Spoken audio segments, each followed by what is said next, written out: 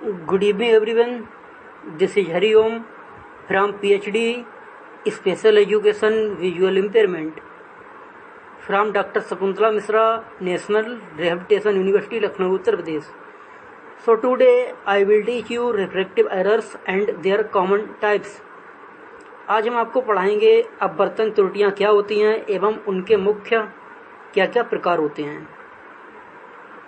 Refractive errors को study करने से पहले हम प्रोसेस ऑफ सीइंग या दूसरी भाषा में कहें देखने की प्रक्रिया के बारे में समझने की कोशिश करेंगे, क्योंकि जब तक हम देखने की प्रक्रिया को नहीं समझेंगे तब तक हमें रिफ्रैक्टिव एरर्स को समझने में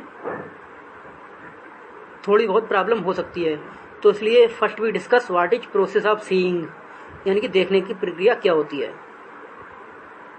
किसी वस्तु को देखने के लिए दो चीजों का होना अत्यंत आवश्यक है। फर्स्ट इज इमेट्रोपिक आई, यानी कि स्वस्थ नेत्र का पाया जाना। सेकंड इज लाइट, यानी कि प्रकाश। तो आपने यहां तक समझा होगा, अगर हम किसी वस्तु को देखना चाहते हैं तो उसके लिए दो चीजों का पाया जाना अत्यंत आवश्यक है। पहली चीज है स्वस्थ नेत्र, जिसको हम बोलते हैं इमेट्रोपिक आई। दूसरी चीज होती है लाइट, यानी कि प्रकाश। इन दोनों में से अगर कोई भी चीज मिसिंग हुई तो हम किसी वस्तु को या किसी भी ऑब्जेक्ट को देखने में कैपेबल नहीं हो पाएंगे, अर्थात हम नहीं देख पाएंगे। तो अब हम बात करते हैं प्रोसेस ऑफ सीइंग की। इसमें क्या होता है, जब हम किसी वस्तु को देखने की कोशिश करते हैं या देखना चाहते हैं तो प्रकाश की किरणें या लाइट की रेज, दोनों एक ही बात है। चाहे हिंदी में बोलें प्रकाश की किरणें या इंग्लिश में बोलें तो लाइट की रेज उस वस्तु पर पड़ती हैं एवं उस वस्तु से परावर्तित होके या टकरा कर हमारी आंखों में पाई जाने वाली कार्निया के द्वारा आंख में प्रवेश करती हैं। कार्निया में या आंख में जब वो कार्निया के द्वारा प्रवेश करती हैं तो कार्निया से होते हुए, लेंस से होते हुए, एक्वस ह्यूमर, विट्रस ह्यूमर से होते हुए रेटिना पर फोकस करती हैं। यानी कि जो प्रकाश की किरणें थीं वो किसी वस्तु से टकराकर हमारी आंखों में कार्निया के थ्रू प्रवेश करती हैं और कार्निया से होते हुए, लेंस से होते हुए, एक्वस ह्यूमर एवं विट्रस ह्यूमर से होते हुए रेटिना पर फोकस करती हैं और रेटिना पर उस वस्तु का उल्टा एवं वास्तविक प्रतिबिंब बनाती हैं। जिस भी वस्तु को हम देखना चाहते हैं तो रेटिना पर उसका उल्टा एवं वास्तविक प्रतिबिंब बनता है।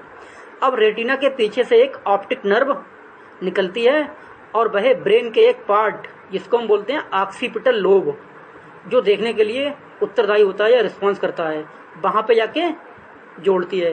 क्या बोला हमने, रेटिना के पीछे से एक ऑप्टिक नर्व निकलती है। यह एक रस्सीनुमा संरचना होती है और ये रेटिना के पीछे से निकलकर ब्रेन के एक भाग या पार्ट ऑक्सीपिटल लोब में जाके जुड़ती है। ऑक्सीपिटल लोब है, यह ब्रेन का वही भाग है जो देखने के लिए उत्तरदायी होता है या रिस्पॉन्स करता है। तो रेटिना पे जब किसी वस्तु का उल्टा एवं वास्तविक प्रतिबिंब बन गया था, यहां तक तो हमने देख ही लिया था, तो उस प्रतिबिंब को जो ऑप्टिक नर्व होती है वह विजुअल इम्पल्सिस के रूप में, या हम दूसरे शब्दों में बोलें तो इलेक्ट्रिक सिग्नल के रूप में, या हिंदी में बोलें तो वैद्युत तरंगों के रूप में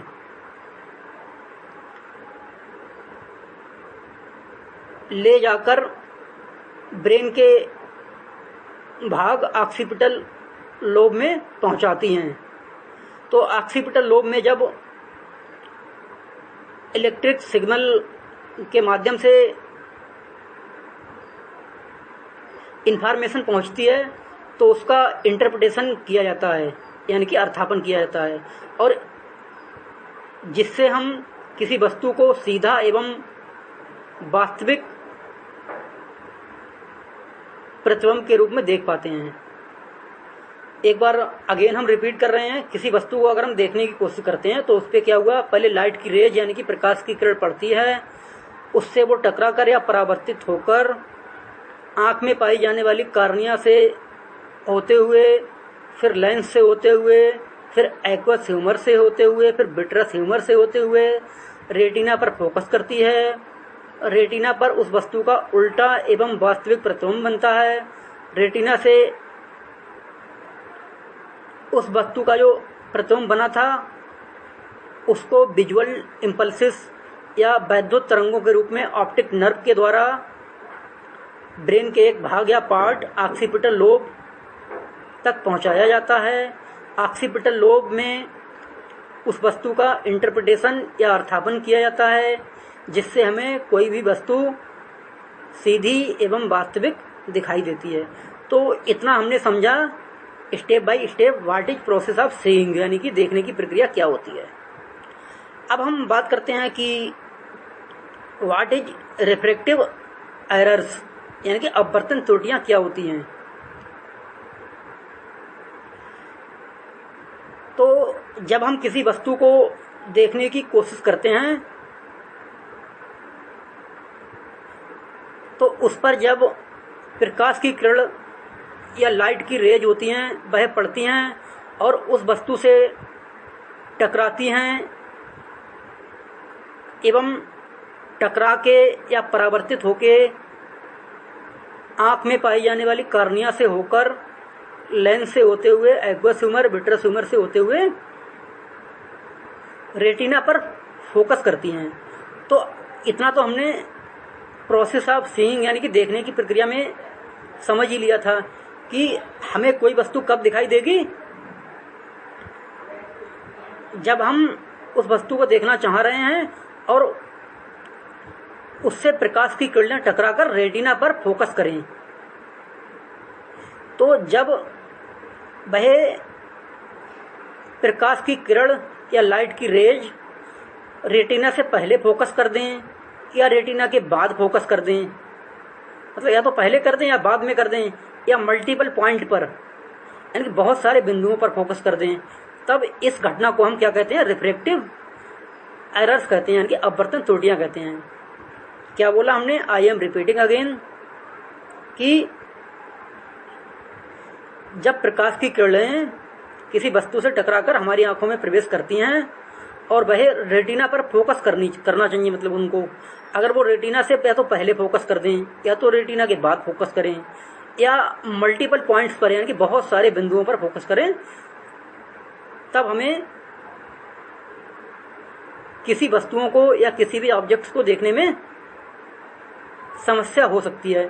तो इस प्रोसेस को हम रिफ्रैक्टिव एरर यानी कि अपवर्तन त्रुटियां कहते हैं। तो हमें उम्मीद है स्टूडेंट्स आपने इतना समझ लिया होगा। अगर आपको समझने में कोई भी प्रॉब्लम हुई हो तो आप कमेंट बॉक्स में अपना कमेंट लीव कर सकते हो। थोड़ा सा टिपिकल है, लेकिन अगर समझ लोगे ना तो आप डीएड, बीएड, एमएड और डेली लाइफ में कहीं भी आप कॉम्पिटिटिव एग्जाम्स में या अदर भी कहीं इसका अच्छी तरह से यूज कर सकते हो। बहुत ही अच्छी इन्फॉर्मेशन हम आपको समझाने की कोशिश कर रहे हैं। हम चाहें तो इसको 6 से 7 मिनट में रिकॉर्ड करके अपलोड कर सकते हैं, लेकिन हमें सोचते हैं कि आपको इन्फॉर्मेशन अगर हम देना ही चाह रहे हैं तो क्यों ना 100% इन्फॉर्मेशन दी जाए, जिसका आप अपनी लाइफ में बहुत ही अच्छी तरह से उपयोग कर पाएं।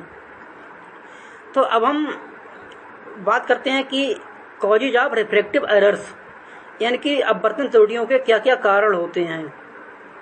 तो इनके निम्नलिखित कारण हो सकते हैं। First is abnormal size of eyeball, यानी कि नेत्र गोलक की असामान्य साइज, या दूसरी भाषा में बोले नेत्र गोलक का असामान्य आकार, मतलब चाहे वो घट जाए आकार उसका आई बॉल का या नेत्र गोलक का, चाहे बढ़ जाए।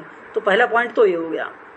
सेकंड है abnormal curvature of the cornea, यानी कि कॉर्निया का जो कर्वेचर है उसका एबनॉर्मल यानी कि असामान्य हो जाना। तो सेकंड पॉइंट ये हो गया।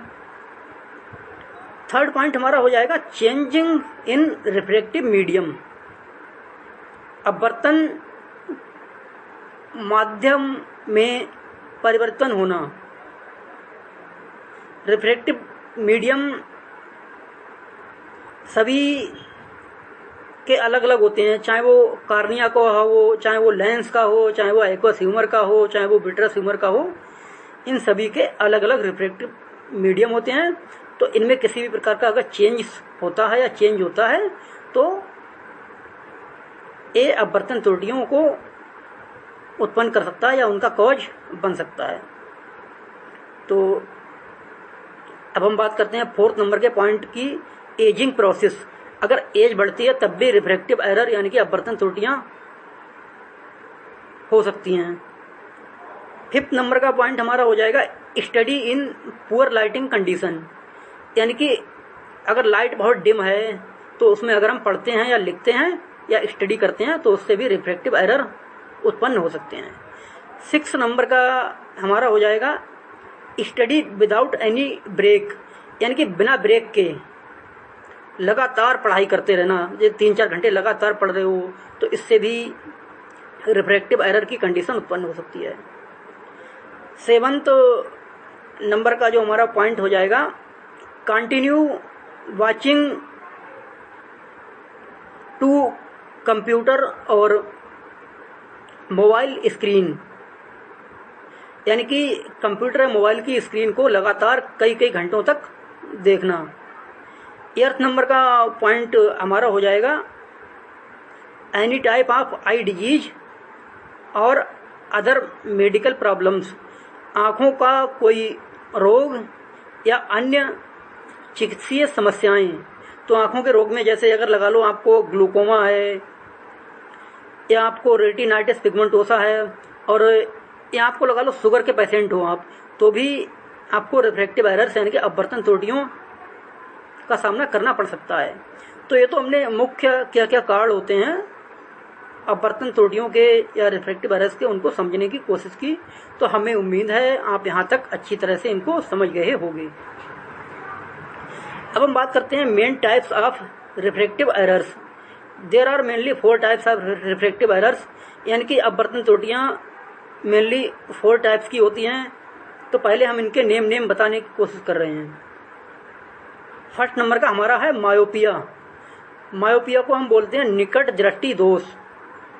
इसके अन्य नाम भी हैं इंग्लिश में, जिसको हम बोलते हैं शॉर्ट साइटेडनेस।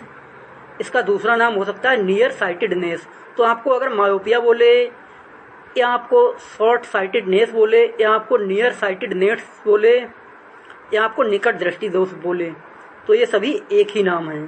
तो पहला हमारा अपवर्तन दोष या अपवर्तन त्रुटि ये हो जाएगी। सेकंड नंबर का हमारा जो रिफ्रैक्टिव एरर है वो है हमारा हाइपरमेट्रोपिया, जिसको हम बोलते हैं दूर दृष्टि दोष। इसके अन्य नाम हो सकते हैं हाइपरोपिया या फॉर साइटेडनेस। तो हाइपरमेट्रोपिया को हम दूर दृष्टि दोष बोलेंगे। इसके अन्य 2 नाम है हाइपरोपिया या दूसरा इसका नाम बोलें तो वो है फॉर साइटेडनेस। थर्ड नंबर का हमारा जो रिफ्रैक्टिव एरर है वो है हमारा प्रेसबायोपिया। इसकी हिंदी प्रेसबायोपिया ही आप लिख सकते हो क्योंकि हिंदी थोड़ी सी टिपिकल है, बोलने में थोड़ी हमें प्रॉब्लम हो सकती है। फोर्थ नंबर का हमारा है एस्टिग्मेटिज्म। तो इसको भी आप इंग्लिश में ही याद रखिएगा। तो फर्स्ट का था मायोपिया, सेकंड का है हाइपरमेट्रोपिया, क्या बोला हमने, हाइपरमेट्रोपिया। थर्ड नंबर का है हमारा प्रेसबायोपिया, फोर्थ नंबर का है एस्टिग्मेटिज्म। तो 1 बाय 1 अब हम इसको डिटेल में स्टडी करने की कोशिश करेंगे। वीडियो थोड़ी लंबी हो सकती है क्योंकि हम डिटेल में एक्सप्लेनेशन देने की कोशिश कर रहे हैं, तो आपको थोड़ा सा पेशेंस रखना पड़ेगा, अच्छे से पढ़िएगा। अगर कन्फ्यूजन है तो कमेंट बॉक्स में अपनी कमेंट लीव कर सकते हो। तो फर्स्ट नंबर का हमने बोला मायोपिया, जिसको हम निकट दृष्टि दोष बोलते हैं। क्या बोलते हैं, निकट दृष्टि दोष, या इसको हम शॉर्ट साइटेडनेस भी बोलते हैं, या इसको हम नियर साइटेडनेस भी बोलते हैं। तो इसमें क्या होता है समझिएगा। जब कोई व्यक्ति पास की वस्तुएं या निकट की वस्तुएं तो स्पष्ट देख लेता है, लेकिन दूर की वस्तुओं को देखने में उसको समस्या होती है। तो इसे हम निकट दृष्टि दोष कहते हैं। तो क्या होता है, निकट दृष्टि दोष में निकट की वस्तुएं तो स्पष्ट दिखाई देती हैं, लेकिन दूर की वस्तुओं को देखने में समस्या होती है। अब हम बात करते हैं मेन कॉजेज ऑफ मायोपिया, यानी कि निकट दृष्टि दोष के क्या मुख्य कारण हो सकते हैं। तो इसका जो मेन कॉज है वो है increase the length of eyeball या increase the size of eyeball, यानी कि नेत्र गोलक की लंबाई का बढ़ जाना। तो नेत्र गोलक की या आई बॉल की लंबाई अगर बढ़ जाएगी तो इससे मायोपिया या निकट दृष्टि दोष की कंडीशन उत्पन्न हो सकती है। अब देखिए, जब नेत्र गोलक या आई बॉल की साइज या लेंथ इंक्रीज हो जाएगी या बढ़ जाएगी, तो उस कंडीशन में क्या होगा, जो लाइट की रेज है या जो प्रकाश की किरण है या किरणें हैं, वो क्या करेंगी, वो रेटिना पर फोकस ना होकर रेटिना से पहले ही फोकस कर देंगी। तो इससे हमें निकट की वस्तुएं तो स्पष्ट दिखाई देंगी, लेकिन दूर की वस्तुओं को देखने में हमें समस्या होगी। तो इस तरह से अब हम देखते हैं how can be correct to myopia, यानी कि निकट दृष्टि दोष को हम कैसे दूर कर सकते हैं या इसका क्या निवारण हो सकता है। तो इसमें हम यूज ऑफ कॉनकेव लेंस, यानी कि निकट दृष्टि दोष को या मायोपिया को दूर करने हेतु हम कॉनकेव लेंस, जिसको हम हिंदी में बोलते हैं अवतल लेंस, का प्रयोग कर सकते हैं। तो उम्मीद है आपको निकट दृष्टि दोष क्या होता है, इसका कारण क्या होता है, इसके निवारण हेतु किस प्रकार के लेंस का प्रयोग किया जाता है, समझ गए होंगे आप लोग। और अगर हम आपसे एक क्वेश्चन पूछना चाहें कमेंट बॉक्स में, उसका रिस्पांस करिएगा कि जो मायोपिया वाले पर्सन होते हैं, ठीक है, उनके लिए कौन से चश्मे का प्रयोग किया जाता है। हमने आपको भी पढ़ाया भी है, तो आप लोग इसका आंसर कमेंट बॉक्स में देने की कोशिश करिएगा। तो अब हम दूसरे रिफ्रैक्टिव एरर की बात करते हैं, जो कि है हाइपरमेट्रोपिया, जिसको हम बोलते हैं दूरदृष्टि दोष, या इसको हम हाइपरोपिया, या इसको हम फॉर साइटेडनेस भी बोलते हैं। तो दूरदृष्टि दोष में किसी व्यक्ति को दूर की वस्तुएं तो स्पष्ट दिखाई देती हैं, लेकिन निकट की वस्तुओं को देखने में अत्यंत समस्या होती है। क्या बोला हमने, दूरदृष्टि दोष में क्या होता है, दूर की वस्तुएं तो स्पष्ट दिखाई देती हैं किसी व्यक्ति को, लेकिन वह व्यक्ति निकट की वस्तुओं को स्पष्ट रूप से नहीं देख पाता है। अब हम बात करते हैं मेन कॉजेज ऑफ हाइपरमेट्रोपिया, यानी कि दूरदृष्टि दोष का मुख्य कारण क्या हो सकता है या हो सकते हैं। तो इसमें हो जाएगा decrease the length of eyeball या decrease the size of eyeball, यानी कि नेत्र गोलक की जो लंबाई है या आकार है वो घट जाना। जब नेत्र गोलक की लंबाई या आकार घट जाएगा तो किसी वस्तु से जब प्रकाश की किरण टकरा के वापस आएगी और जब वो कॉर्निया के द्वारा आंख में प्रवेश करेगी तो वह रेटिना पर फोकस ना करके रेटिना के बाद में फोकस करेगी।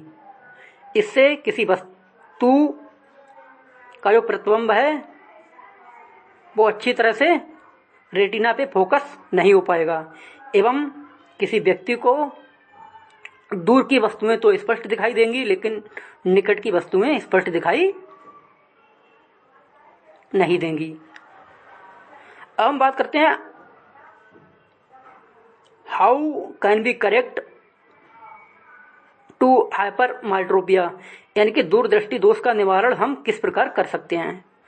तो इसमें हो सकता है यूज ऑफ कॉन्वेक्स लेंस, यानी कि उत्तल लेंस का प्रयोग करके हम दूरदृष्टि दोष को करेक्ट कर सकते हैं। तो इस तरह से हमने निकट दृष्टि दोष यानी कि मायोपिया एवं दूरदृष्टि दोष यानी कि हाइपरमेट्रोपिया दोनों के बारे में अच्छी तरह से स्टडी किया है। अगर आपको कोई कंफ्यूजन है तो आप कमेंट बॉक्स में अपना कमेंट पूछ सकते हो। तो अब हम नेक्स्ट जो 3rd नंबर का हमारा रिफ्रैक्टिव एरर है वो है प्रेस बायोपिया, इस पर चर्चा करते हैं। तो प्रेस बायोपिया अधिकांशतया या मोस्टली 40 साल की आयु के बाद वाले व्यक्तियों में होता है। इसमें किसी व्यक्ति को दूर एवं पास दोनों तरह की वस्तुओं को देखने में समस्या होती है, यानी कि दूर की वस्तुएं एवं पास की वस्तुएं दोनों ही तरह की वस्तुओं को स्पष्ट रूप से देखने में समस्या होती है।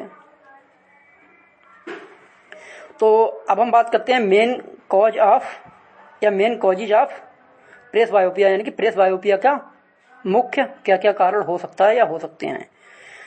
तो इसमें हो सकता है reduce the accommodation power of lens due to ageing process, यानी कि उम्र बढ़ने के साथ या उम्र बढ़ने की वजह से जो लेंस होता है उसकी एकोमोडेशन पावर या समंजन क्षमता होती है वो रिड्यूज हो जाती है, यानी कि इनबैलेंस हो जाती है, यानी कि लेंस है वो अच्छी तरह से फोकस नहीं कर पाता है। तो ये इसका मेन कॉज हो गया। और इससे किसी भी व्यक्ति को जिसको भी प्रेस बायोपिया होता है उसको ना तो दूर की वस्तुएं स्पष्ट दिखाई देंगी और ना ही निकट की वस्तुएं स्पष्ट दिखाई देंगी। अब हम बात करते हैं how can be correct to presbyopia, यानी कि प्रेस बायोपिया को हम कैसे करेक्ट कर सकते हैं। तो इसमें हो जाएगा यूज ऑफ बाईफोकल लेंस, यानी कि द्विफोकसीय लेंस का प्रयोग करके हम प्रेस बायोपिया को करेक्ट कर सकते हैं। तो द्विफोकल लेंस यानी कि बाईफोकल लेंस में क्या होता है, उत्तल और अवतल दोनों प्रकार के लेंस का बना हुआ चश्मा प्रयोग किया जाता है। तो उम्मीद है आप लोग इसको भी समझ गए होंगे।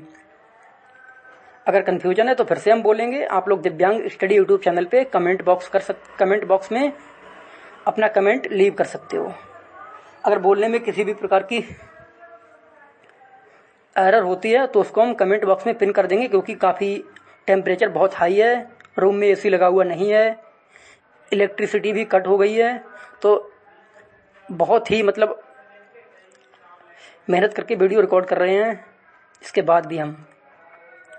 तो अब हम बात करते हैं 4th नंबर का रिफ्रैक्टिव एरर, जिसको हम बोलते हैं एस्टिग्मेटिज्म। तो एस्टिग्मेटिज्म क्या होता है इस पर हम चर्चा करते हैं, यानी कि डिस्कशन करने की कोशिश करेंगे। एस्टिग्मेटिज्म में क्या होता है, जब प्रकाश की जो किरणें होती हैं किसी वस्तु से टकराई और टकराकर जब कार्निया के द्वारा आंख में प्रवेश करती हैं तो वह रेटिना पर फोकस ना करके मल्टीपल पॉइंट्स पर फोकस करती हैं, यानी कि चाहे वो रेटिना पर ही एक से ज़्यादा पॉइंट पर फोकस करती हैं। मतलब फोकस कहाँ होना चाहिए, रेटिना पर केवल ओनली वन पॉइंट पर, वन प्लेस पे फोकस होना चाहिए, एक ही स्थान पर फोकस होना चाहिए। लेकिन एस्टिग्मेटिज्म में क्या होता है, एक से ज़्यादा स्थान पर, चाहे वो रेटिना से पहले मल्टीपल पॉइंट्स पर फोकस करेंगी, चाहे वो रेटिना के बाद फोकस कर सकती हैं बहुत सारी जगह पर, चाहे वो रेटिना पर ही मल्टीपल पॉइंट्स पर फोकस कर सकती हैं। यानी कि एस्टिग्मेटिज्म में एस्टिग्मेटिज्म होता है। क्या होता है, एस्टिग्मेटिज्म। तो इसमें यही होता है कि जो लाइट रेज होती हैं वो मल्टीपल पॉइंट्स पर यानी कि बहुत सारे बिंदुओं पर फोकस करती हैं, जबकि करना कहाँ चाहिए, रेटिना पर ओनली वन प्लेस पर, यानी कि एक ही जगह पर रेटिना पर फोकस करना चाहिए। तो जब बहुत सारे पॉइंट्स पर यानी कि मल्टीपल पॉइंट्स पर फोकस करती हैं तो इससे किसी व्यक्ति को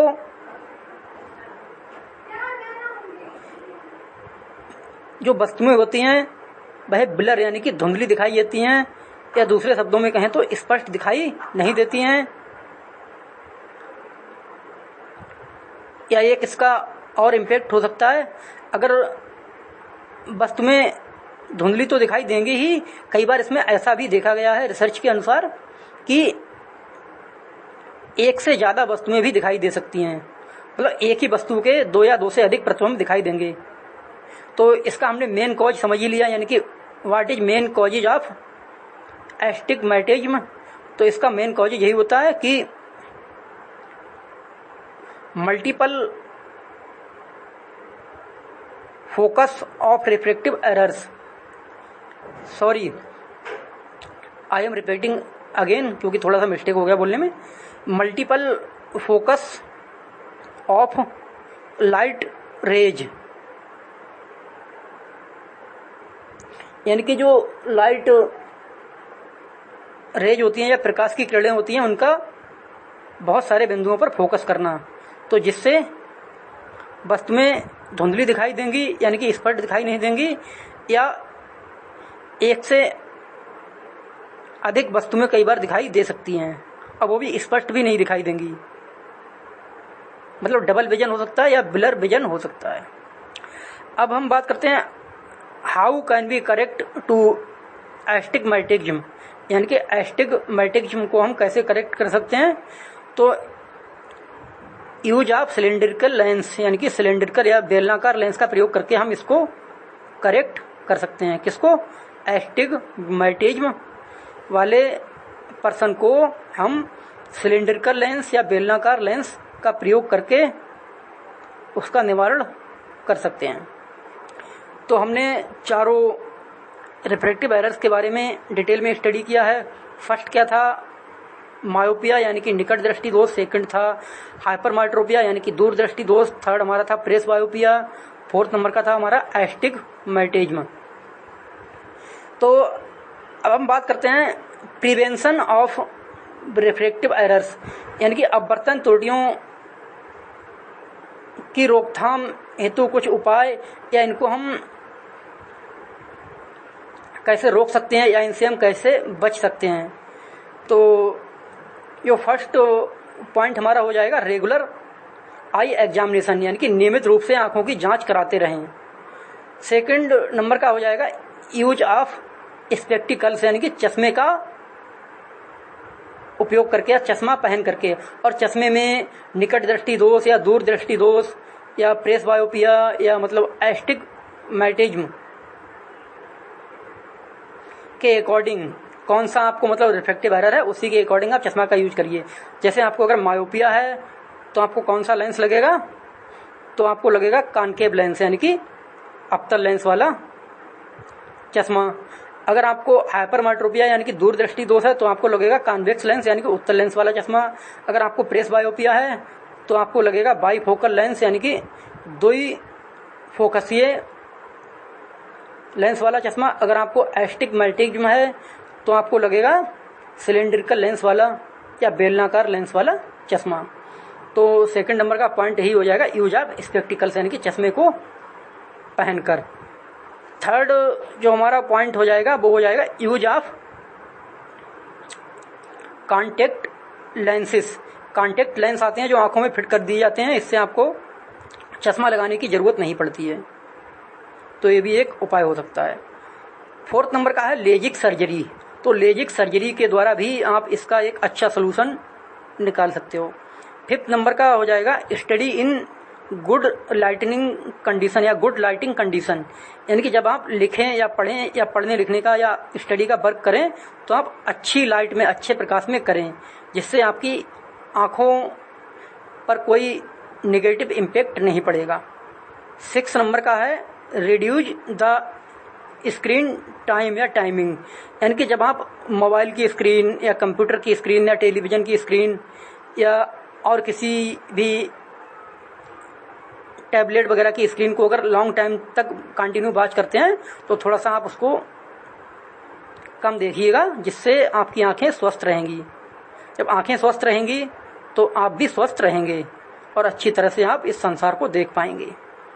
तो अब हम आपसे कुछ क्वेश्चंस पर डिस्कस करते हैं। फर्स्ट नंबर का क्वेश्चन है कि मायोपिया वाले व्यक्ति को कौन से लेंस वाला चश्मा पहनना चाहिए? तो इसका आंसर हो जाएगा हमारा अवतल लेंस वाला, यानी कि कॉनकेव लेंस वाला। तो अगर किसी व्यक्ति को मायोपिया है यानी कि निकट दृष्टि दोष है तो उसको अवतल लेंस वाला या कॉनकेव लेंस वाला चश्मा पहनना चाहिए। क्वेश्चन नंबर सेकंड है, अगर किसी व्यक्ति को हाइपरमेट्रोपिया है या दूर दृष्टि दोष है तो उस व्यक्ति को कौन सा चश्मा पहनना चाहिए? तो इसका आंसर हो जाएगा उत्तल लेंस वाला चश्मा या कॉन्वेक्स लेंस वाला चश्मा। क्वेश्चन नंबर थर्ड हो जाएगा, अगर किसी व्यक्ति को प्रेस बायोपिया है तो उस व्यक्ति को कौन से लेंस वाला चश्मा पहनना चाहिए? तो इसका आंसर हो जाएगा बाईफोकल लेंस यानी कि द्विफोकसीय लेंस, जो कि उत्तलो अवतल यानी कि उत्तल एवं अवतल लेंस दोनों का बना हुआ होता है। तो प्रेस बायोपिया वाले पेशेंट को बाईफोकल लेंस या द्विफोकसीय लेंस जिसमें उत्तल अवतल दोनों तरह के लेंस लगे होते हैं ऐसा चश्मा पहनना चाहिए। क्वेश्चन नंबर फोर्थ हमारा हो जाएगा, एस्टिग्मेटिज्म वाले व्यक्ति को किस तरह का चश्मा पहनना चाहिए? तो इसका आंसर हो जाएगा हमारा सिलिंड्रिकल लेंस वाला चश्मा या बेलनाकार लेंस वाला चश्मा पहनना चाहिए। क्वेश्चन नंबर फिफ्थ हमारा हो जाएगा, विजुअल एक्यूटी यानी कि दृष्टि तीक्ष्णता, यानी कि हम कितना देख पा रहे हैं, यानी कि विजुअल एक्यूटी को मापने हेतु किसका प्रयोग किया जाता है? तो स्नेलन चार्ट का। आप अपनी आई टेस्ट करवाने गए होगे या अपनी फैमिली मेंबर में किसी की आई टेस्ट करवाने गए होगे, आंखों का परीक्षण करवाने गए होगे, तो सामने जो चार्ट लगा होता है जिसमें बहुत सारे आकार के अक्षर या लेटर लिखे रहते हैं उसको हम स्नेलन चार्ट बोलते हैं। तो स्नेलन चार्ट के द्वारा विजुअल एक्यूटी या दृष्टि तीक्ष्णता को मापते हैं। तो हमने क्वेश्चन पूछा था आपसे फिफ्थ नंबर का, दृष्टि तीक्ष्णता या विजुअल एक्यूटी को मापने हेतु किसका प्रयोग किया जाता है? तो स्नेलन चार्ट का प्रयोग किया जाता है। ये वही चार्ट होता है जो दुकान पे लगा होता है जहां पर हम चश्मा बनवाने जाते हैं, जिसको वह आपसे पढ़वाता है कि ऊपर वाली लाइन पढ़िए, सेकंड वाली पढ़िए और लेंस बदल बदल के देखता है, तो उसको हम क्या बोलते हैं? Snellen chart. ये भी क्वेश्चन इंपॉर्टेंट है, किसी भी एग्जाम से आपसे कभी भी पूछा जा सकता है, तो इसको आप याद रखिएगा। 6 नंबर का क्वेश्चन है, मायोपिया वाले या निकट दृष्टि दोष वाले व्यक्ति को कौन सी वस्तुओं को देखने में समस्या होती है? तो निकट दृष्टि दोष वाले या मायोपिया वाले व्यक्ति को दूर की वस्तुओं को देखने में समस्या होती है। क्वेश्चन नंबर 7 हमारा हो जाएगा, हाइपरमेट्रोपिया वाले या दूर दृष्टि वाले व्यक्ति को कौन सी वस्तुओं को देखने में समस्या होती है? तो दूर दृष्टि दोष वाले व्यक्ति को या हाइपरमेट्रोपिया वाले व्यक्ति को निकट की वस्तुएं को देखने में समस्या होती है। तो इस तरह से हमने आपको रिफ्रैक्टिव एरर क्या होते हैं, प्रोसेस ऑफ सीइंग क्या होता है, देखने की प्रक्रिया क्या होती है, रिफ्रैक्टिव एरर्स के क्या क्या कॉजेज या कारण होते हैं, main types of refractive errors यानी कि इनके अपवर्तन त्रुटियों के क्या क्या प्रकार होते हैं, किस प्रकार के रिफ्रैक्टिव एरर्स में किस प्रकार का लेंस प्रयोग किया जाए, how to prevent refractive errors यानी कि इनसे हम कैसे प्रिवेंट कर सकते हैं या इनसे कैसे हम अपनी आँखों के विजन को स्वस्थ रख सकते हैं। तो इसके हमने उपाय देखे। इसके बाद हमने कुछ 7 क्वेश्चंस यानी कि 7 टाइप्स क्वेश्चंस हमने देखे, तो डिटेल में हमने डिस्कस किया है। अगर आपको कोई कन्फ्यूजन हो या हमसे बोलने में कोई मिस्टेक हुई होगी तो हम कमेंट बॉक्स में उनको पिन कर देंगे, और आपको अगर कोई कन्फ्यूजन है तो आप कमेंट बॉक्स में अपना कमेंट लीव कर सकते हो। दिव्यांग स्टडी यूट्यूब चैनल पर, क्या बोला हमने, दिव्यांग स्टडी यूट्यूब चैनल पर हम इस वीडियो को अपलोड करेंगे, वहाँ अपना कमेंट करना। और बाकी आप लोग हमारे चैनल को सब्सक्राइब करिएगा ताकि आपको स्पेशल एजुकेशन से संबंधित बहुत सारी वीडियोज का बेनिफिट मिलता रहे। और आपसे निवेदन है कि हमारी वीडियोज को अपने दोस्तों के साथ शेयर करिएगा जो भी स्पेशल एजुकेशन में D.Ed, B.Ed, M.Ed कर रहे हैं। अगर आपको हमारी ये वीडियो पसंद आई हो तो इसको लाइक कीजिएगा और अपना फीडबैक कमेंट बॉक्स में ज़रूर दीजिएगा। तो तो थैंक यू फॉर वाचिंग दिव्यांग स्टडी यूट्यूब चैनल।